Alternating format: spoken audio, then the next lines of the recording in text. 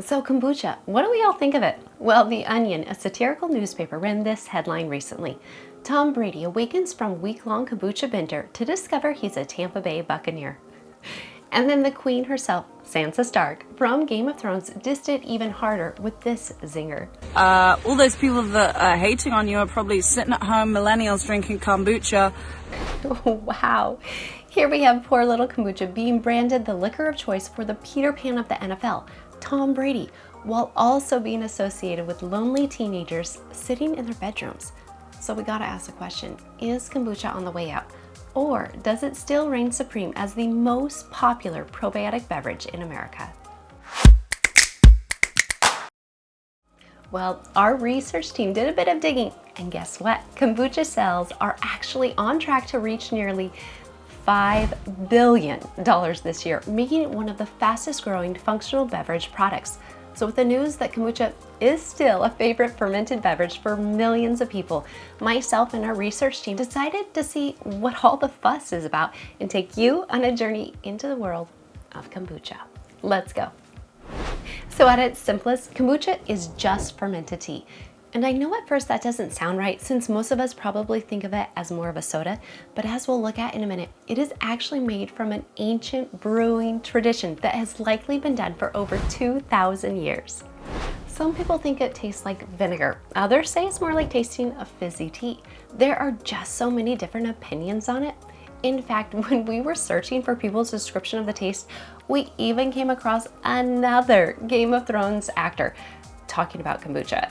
So bear with me for a few more seconds while we stay in the world of Westeros.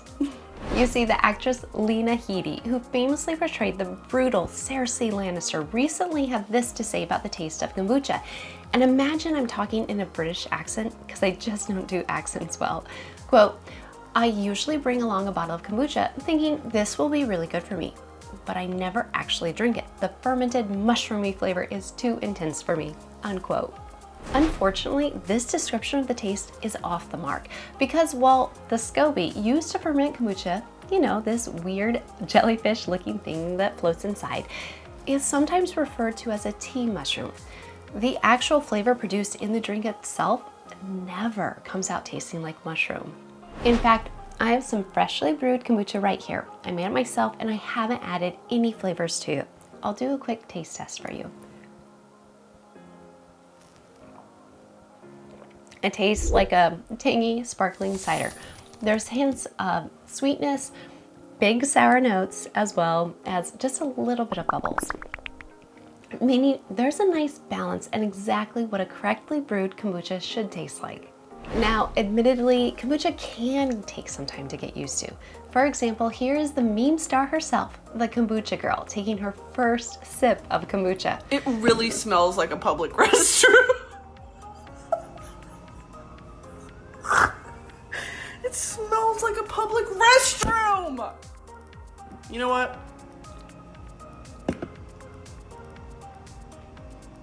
Now that's one way to describe it. Thankfully though, it is possible to flavor kombucha during a second fermentation.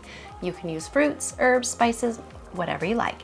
And not long after Kombucha Girl likened the drink to a public bathroom, she tried some of GT Dave's kombucha.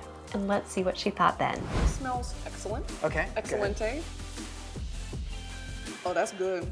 Oh. Hold up. Hold up. Wait, I like that. So the way kombucha is made is pretty simple. First, you brew some black or green tea. Or if you want to up your game, you can always do a mix of black and green tea. Interestingly, this mixed approach is the one most big kombucha makers like GT's favor. Anyways, once you've got all your tea all ready, you mix in some sugar, remove the tea bags or leaves, and let it cool down. Once it's at room temperature, you add in a SCOBY, as well as some kombucha from a previous batch. And now all you need to do is cover it with a breathable cloth and let it ferment away at room temperature.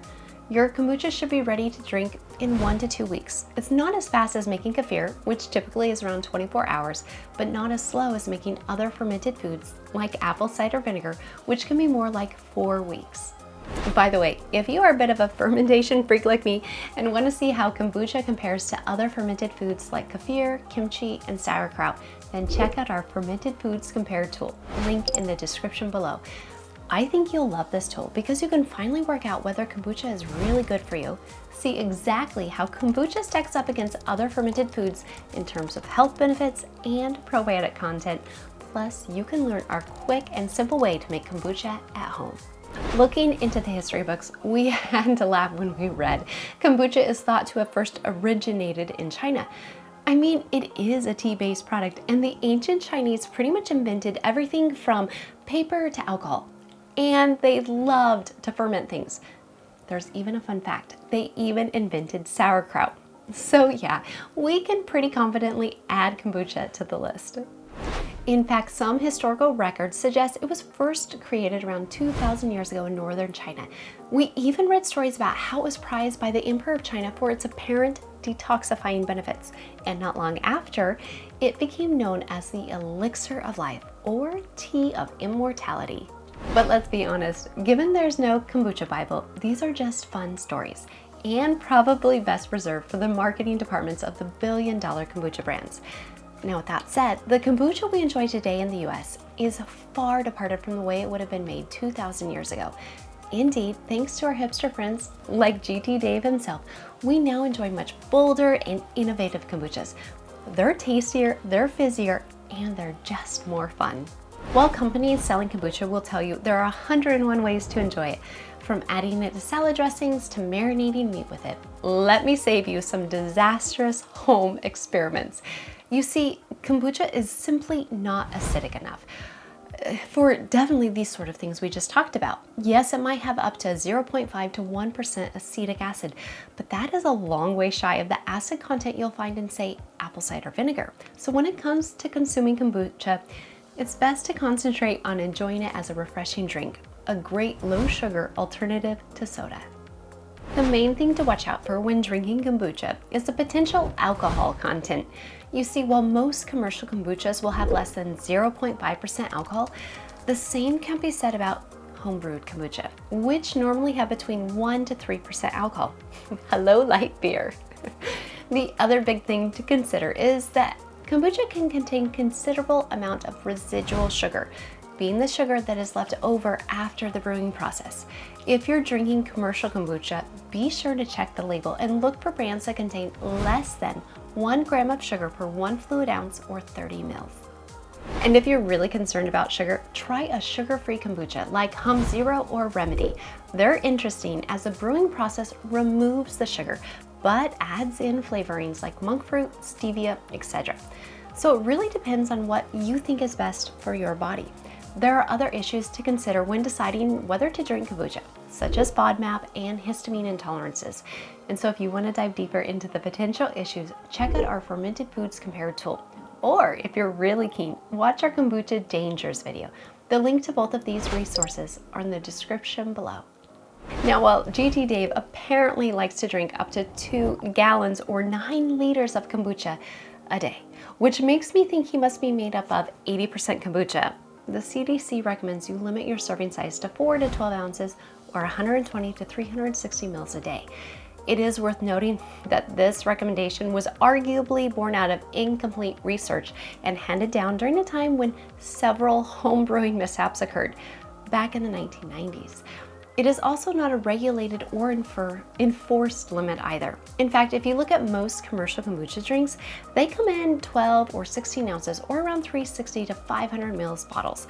So take it as a conservative guidance. With that said, if you have IBS or FODMAP intolerances, it can be worth sticking to a low daily serving size around the 4 to 6 ounces or 120 to 180 mils per day. If you're going to buy kombucha from the store, you need to study the label like a fermented crazed Sherlock Holmes. The big questions to ask: is it unpasteurized? Is it unfiltered? Does it use organic ingredients? How much sugar does it contain?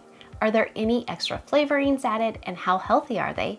And lastly, what probiotics does it contain? And just as importantly, how many?